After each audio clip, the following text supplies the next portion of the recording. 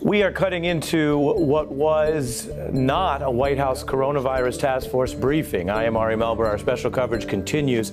We are going to avoid airing any more of this White House briefing until it returns to what it was supposed to be, which was the coronavirus task force providing medical information. What we just saw, I want to be very clear with viewers, was a video the White House put out which suggests they are spending their precious time right now making videos that defend the president's record and tenure rather than provide the much needed emergency medical information that was promised.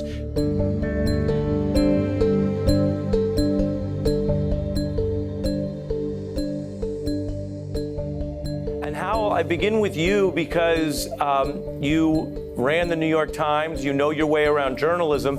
I'm curious, as a journalist, what you think it's important that viewers know when the White House basically takes over what was promised to be a coronavirus task force briefing and does some kind of backward-looking, edited video propaganda instead. Ari, I think this is one of the most astonishing acts of disinformation we've seen from a White House since the Vietnam era and the 5 o'clock follies of Lyndon Johnson's administration. The news today, and this is one of those days as a journalist when you have to put on your analytical hat and hack your way through what's really happening. What really happened today is that some smart, serious governors, Governor Newsom on the West Coast, Governor Cuomo and Governor Lamont on the East Coast, took action to prevent the president from making a thunderous blunder that would further endanger the health of the American people. It was, as much as any pandemic press briefing can be, about him, his image and reputation, his slights and grievances, news coverage of him, settling scores, resetting the record, rewriting the history of January, February, March, and thus far in April. In his telling of events, he has taken decisive action starting very early on to protect the country, which he now wants reopened.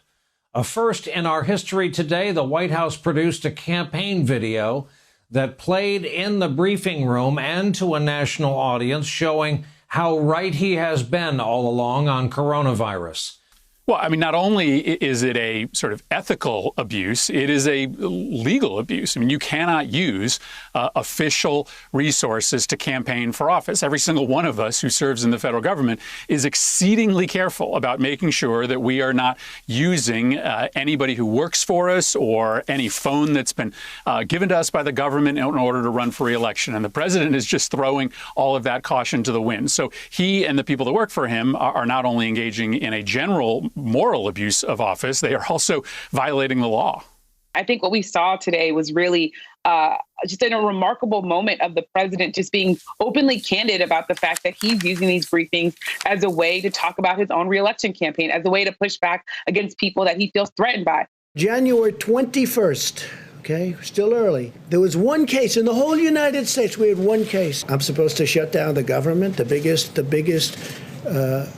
economy in the history of the world. Shut it down. We have one case. The month of February. That video was a gap. What do you do? Month of February. What did your administration do in February for the time that your travel ban thought? A lot.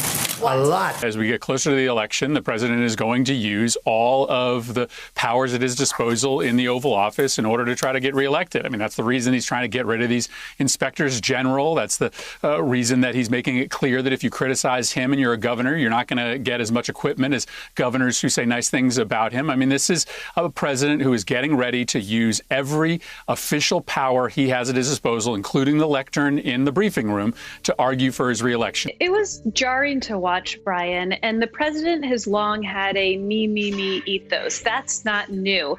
But what was so striking is the president stepped to the lectern today on a day when the death toll rose above 23,000.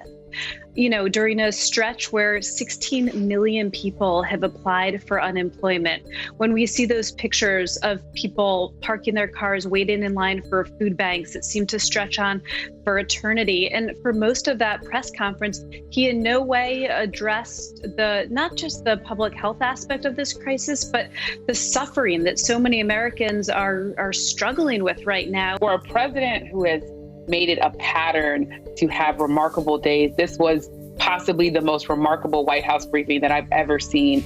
This was a White House briefing where the president, in the most overt way that I've ever seen, turned the White House briefing room into a sort of campaign rally. We've heard from people close to the president that he likes doing these briefings because he knows that a lot of millions of people are watching. But to play that video that was essentially a campaign style video shows and underscores that the president is really using part of these briefings to really talk about his own image, because he's very worried that his election, his ability to be reelected is going to be tied to what some see, and I will say many see, as his failures when it comes to the coronavirus. And this idea of absolute power that he was talking about is just, to me, the complete opposite of what the Republican Party stands for, which is that that's the party that's usually a small government. And the 10th Amendment of the Constitution still stands. States have rights, and the president is not acknowledging that.